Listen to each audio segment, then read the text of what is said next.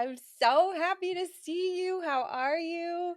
Hello, I'm so glad to be here. This is very exciting.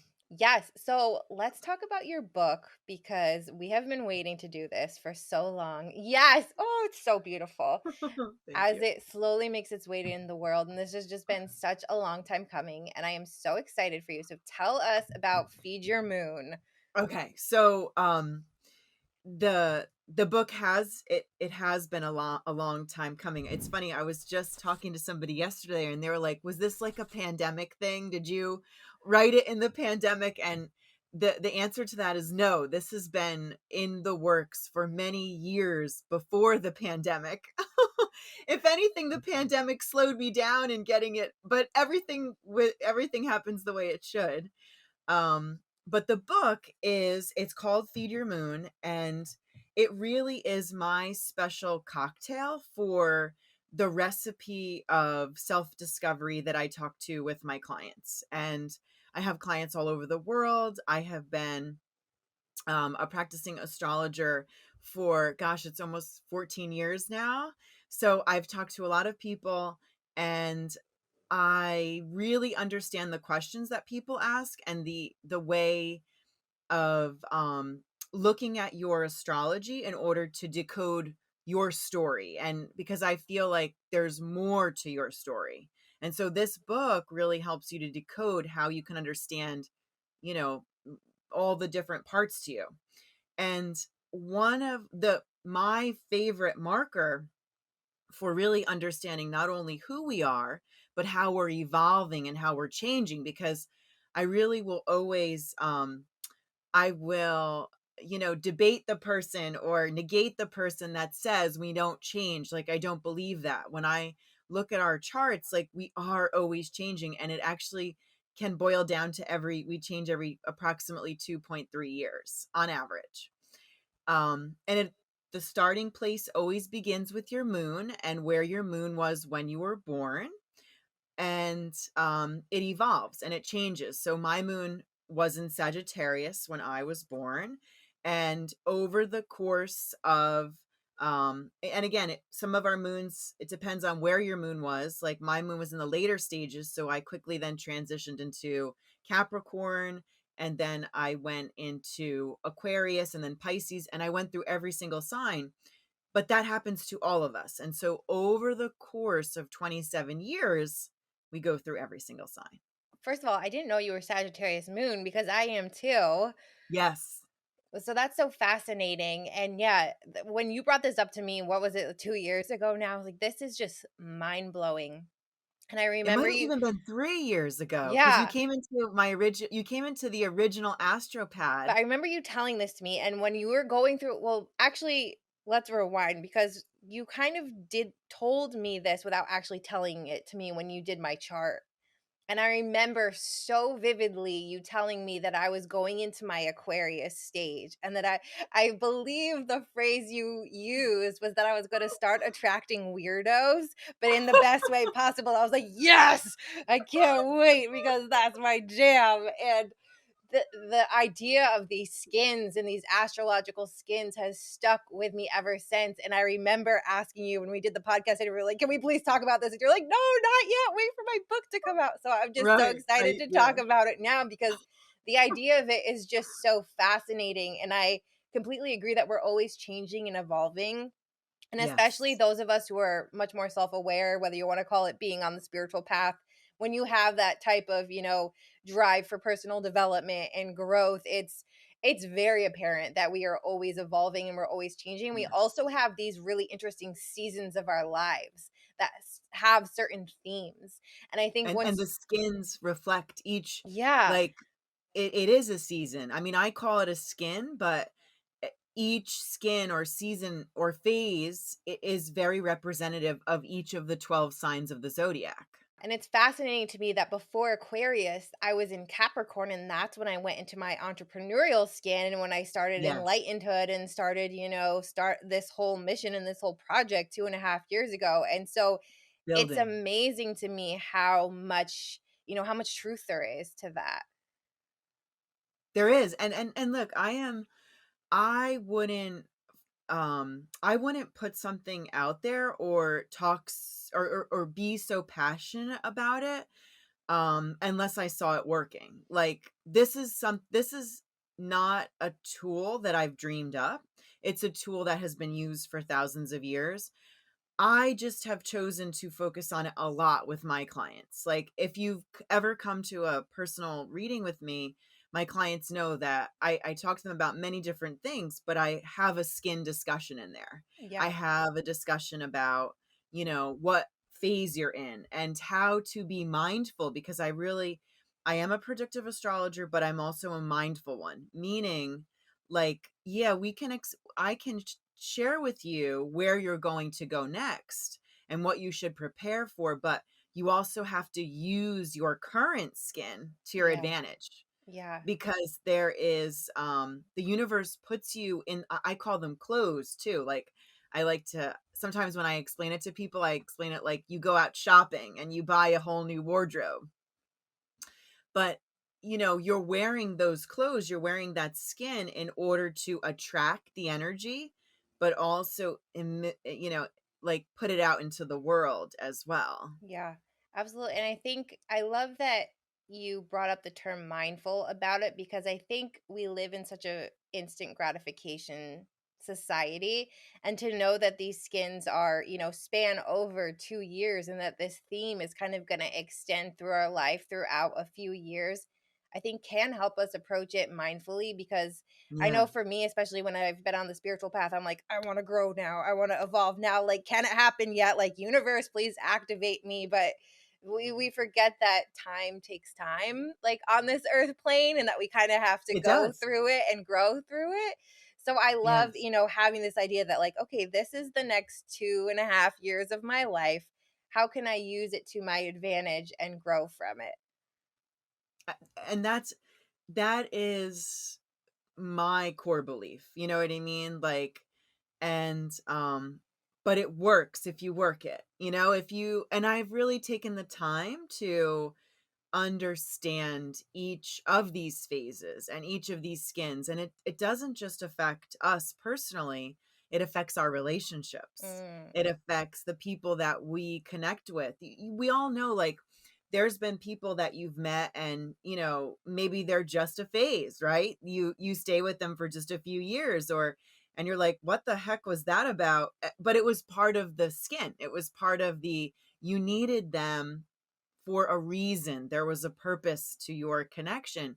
But some people we do keep for the long haul, but you need that the skin that you're in when you attract these influences, these people that are necessary for your path, it really does reflect, the skin that you're in at the time that that happens. so let's talk about this beautiful photo shoot that you did in launch with your book, that I was so honored to be a part of, where you chose people who were each in the 12 different skins, did a Yes. beautiful photo shoot that reflected the essence and the elements of that With skin. Yes. Celestina Ando. She did an amazing job. And I'm going to put the pictures up on the screen, but Great. they're just, when we did the Zoom call to go over them, my mind was just blown, because everyone's, The collective. essence, it was just so beautiful. And I have to say, my favorite one is Virgo. Together, Amy and I have followed her skins for many years. So she's always been one of my greatest supporters with my astrology. So, and she understands the concept because we have a story for every one of her skins. But Oh, I do want to share a little bit about the photo collection because it really was something really special and unique that was formed in the heart of the pandemic, because I knew that yes. I was publishing the book in 2021. So I needed to do a lot of things in 2020, and even though the pandemic slowed me down, like, I still was moving forward with a lot of things behind the scenes. And it was actually in February of 2020, I think, where I asked everybody to be part of the shoot. And I knew that things were going to be very restricted. I wanted to do it in August. It was very important to me from an astrological perspective to do it in August. And I also knew that travel restrictions were around. But the way that the skins work, I needed to have 12 represented, but each person needed to be local and they needed to be in that correct skin. Mhm. So it was a very difficult thing to be able to not only locate the person, but have them say yes to my, crazy project in the pandemic and bare their skin for me, you know what I mean? Like and it's a very vulnerable kind of thing to be able to bare yourself like that. And I was so grateful that I found 12 people and that Celestina said that she would do it. Because again, when we made this in February, when we come up with the idea in February, everything was very much shut down. Like nothing was opened yet, but I knew it would eventually open back up and I knew we'd be able to do it. But at the same time, there was a fear, there was, restrictions. I know it was so Mhm. difficult, but it came together beautifully. And even though each of the 12 people are not necessarily in that same skin again, like for instance, Amy is no longer in Virgo, she's now in Libra. And you were newly transitioned into Aquarius. Like Yes. you had just made the transition. So it was like you still have a good, at this stage, you have a good year and a half to go, or maybe like a year. But it was a very select, the timing had to be perfect. And but what happened with those pictures, so they were done, Celestina delivered them to me in November, and then I put them together in the presentation, which I showed to all of you in March, and then they released out into the world in May. It's so beautiful. I just have chills thinking about them because it's just such a unique way to share, this concept in a Yeah, with way that people. that it humanizes it and it adds just this really beautiful, like vulnerable I but wanted people. cosmic element to it. Yeah. Yeah. And just so everybody knows, the actual presentation, if you wanna see, what Lena's talking about, it's on feedyourmoon.com. It's on the full presentation is there. It's about 4 minutes, and it really goes through you can see every single, picture that is part of the presentation, and it goes through what the skins are about, and it's set to music, like, it was it's really fun to watch it. I love the mantras that you made that go with each of them because I think that truly depicts, the true essence of each of the skins. And that's in the book, like, each of the, because I have mantras for each of the skins, because you should be, I believe in mantras, I believe in, like, having power messages around Yes. us. And like for you in the Aquarius skin, it's getting in touch with your originality. And it really is, everybody who I speak to, they agree with it. Like these Yeah. mantras were not just whipped up. It's because, and that's something else that's in the book. Like there's a lot of stories. Of course, the people, their real names are not, I didn't use real names. I changed the names for the book purposes, but there's a lot of stories about how people have used these skins and what they have done. And Yeah. which of course makes it's one thing to have like a reference astrology book, but I wanted something more meaningful. I wanted it to be something that people could read easily, no matter your level of astrology. Because some Yeah. astrology books can be very weighty and very meaty and very boring. It's just so much, and if you have no idea, you're just like, "What the 8th house and the transits and the moon," and it's just like it can be so much, especially when you wanna learn more about yourself, you're like, "I have no idea where to start," and I mean, Right. that's thank goodness for people like you who can break it down in a very accessible and grounded way so that we can learn more about ourselves from a very you know, universal, place Yes. because I truly believe that astrology is, the universal compass for everything. It's just such a great, positive way of framing the world, Yes. and from so many different aspects, to a lot of people call me an astro therapist, and they love to and believe me, I am a very big advocate of, mental health, and you and I have spoken about this before. I'm a Yeah. huge advocate of traditional therapy, like, but to know how to frame what's going on in your life and your feelings, and what is happening through the eyes of the planets and the constellations, like, it brings a whole new awareness. And one of my favorite, quotes in the book, and I wrote it because I believe it myself: astrology makes sense when nothing else does. Yes. Yeah. And I there's a whole story, you'll read it in the book, like, I give you my background with my daughter and how she was very sick when she was a baby, and how I ended up, actually, even though I grew up with astrology, my dad is also an astrologer. Like, it wasn't something that I grew up thinking I was gonna do. It wasn't until my daughter got sick and I needed to use astrology to help me through a really dark time that I really kind of found my gifts. But, I understand what it's like, to be in that dark place, and astrology is so fantastic for giving us courage to move ahead, and also, like, it's nice to kinda know, like, to validate why something is happening. Like, if you're in a bad spot, the last thing we want people to say is, "It's all gonna work out. Everybody, it's gonna be okay." I feel like people, and I feel like this myself, like, I wanna know why. I wanna know why this is Yeah. happening. What is Yeah. the influence behind it? Like, why do I have to go through this? And if you frame it in the, using the planets as part of the story, it really brings it to life in a whole new way. I think so too. I think one of the things you taught me about was the Saturn return.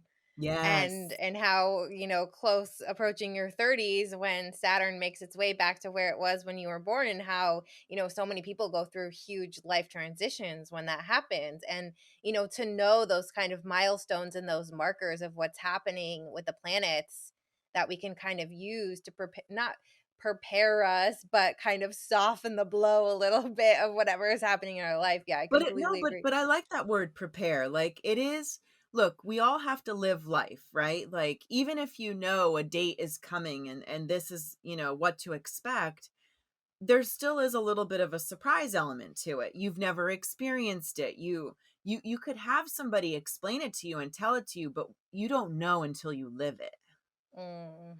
Yes. Yep. That is so But true. it's funny, what's interesting about you bringing up the Saturn return, because that is such a pivotal time in our lives. Um, that happens approximately between every 28 and 30 years. The skins, you go through every single sign of the zodiac over approximately 27 years. So your full rotation around the zodiac actually coincides with your Saturn return. Oh, So, that's right. and that's when, Interesting. even though we are an adult by the time we're 18, like, I always am feel like, as an astrologer, that we're not truly an adult until we go through our Saturn return. Because it's like, that's when you have to man up. That's when you have to woman up. That's when you've got to, it's tough to become an adult. It's tough to, Yes. bear your responsibilities to, um but at that stage, you've gone through every single sign, and that is an important part of the conversation, because That a lot of people yeah. can stereotype the signs, and I really don't like that, because every sign, and this is also symbolic in the cover, and the cover is amazing. Lori Mena of Cosmic Collage did the cover for me. An absolute fan of all of her work. I sent all of you guys journals. And so, Yeah. what I always said, I wanted a moon, a blooming moon, because I love flowers, and I wanted this to be inspirational. And it was actually her that she came up with the light and the dark. the black and the white. Mm, And that's very symbolic of the skins, because we go in, we go out. We go in, we go out. And yeah. there's a light to us and there's a shadow. And every sign, Yes. when you go through the 12 signs, like one goes in, one goes out, one goes in, one goes out. So we're constantly always going through that, light and dark phases, going in and out. Like, if we just use you for an example, right now you're in a light, whereas the Mhm. last skin was dark. Yes. Yes, it was. Yes, it was, because that's was postpartum, and that was a lot of fun. It's like the universal, truth of the dichotomy of the light and the dark, and I think we Yes, forget how much we have to equally honor both of them. absolutely. And the other thing is that, it's necessary for our evolution. I think so many of us want to always stay in the light. And look, I can be guilty of that too. So I'm not like standing on a a pulpit and saying, like, just follow the light. Like, there is a lot of benefit of the dark, and you really, like, a lot of Yes. this book for me was written in dark phases. Like, some of it was written in light phases too, but I came to the greatest meaning of the book in my dark phase, in my darkest phases. So I really, there is something about that dark that's necessary in order to come to Mhm. the light. I completely agree, because the dark is when we're transmuting and we're getting rid of that stuff, and we're like deep, deep in it. And we're like, okay, don't need this anymore. Don't need this anymore. This is where I need to grow. This is where I need to change so I can bring myself back into that light. And it's very, the dark is your truth, right? Like, you have to, you find the truth. The other thing, not to step away from the light and the dark, but something else that I have in the book is that I'm a very big advocate of um opposites, because I feel, and the signs, each sign has an opposite, and you need it actually for balance. So I have a whole discussion about how you can find balance with the polarities of each of the Mm, signs, because you need them. And so let's say, like, I'm a Pisces, and my sun is in Pisces, and my exact opposite is Virgo. Like, I discuss why those two signs, actually, they may not agree on everything because they're opposites. They're at two opposite ends of the spectrum, but you need them in order to come to your ultimate truth. So, like, again, it's another, you need that very opposite polarity in order to come to truth. it's so true. It's so true. Well, thank you so much for doing this. I'm so You're welcome. excited for you and for your Thank book, you. and for this finally to be out in the I world, to, know. to truly just give people another tool to help navigate this crazy world that we live in. It makes sense when nothing else does. Yes, yes. So I'm going to continue this theme for my podcast. What are your wise words to end on for anyone listening today? Well, listening, watching. Oh my gosh, I need to step up my game for anyone listening and or watching today who just needs, a pick me up to step into their truth. What are your wise words to end on? The thing I want to tell everybody is that there's more to your story. And never stop believing that. Never stop believing that this is the end. Like, keep going, because there's so much more on the other side. And even if you're in your darkest moment or in one of those dark phases, just know that the light will come. And it's so important to use the moment that you're in, because that's going to help cultivate and grow and allow you to be, bloom. That's why I love flowers, because I think about us blooming.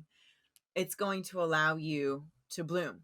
And the other thing I want to say is that a lot of people, almost everybody, gave me a no for this book. It was a lot of rejection to get this book out into the world. And finally, after so many no's, I said yes to myself. And that is so important for us to do. And I did finally get a yes. And when I published my book, I had Barnes and Noble buy it for their stores. And they were the first, after myself, they were the first ones to say yes. And so if you want to buy the book. You can buy it online, but I also would love for you to go into a Barnes and Noble because they said yes to me and I want to support them. And I'm making my way through all the stores, one store at a time. But even if you are getting a lot of no's like I did, like that yes will come. And maybe it needs to begin with your yes, like I had to do. But once you say yes to yourself, I truly believe that everything else starts to fall into place. So don't stop. Say yes to yourself and keep going. And visit your Barnes and Noble. That's my words of Well, wisdom. thank you so I love it. Well, thank you so much. It's been such a pleasure as always.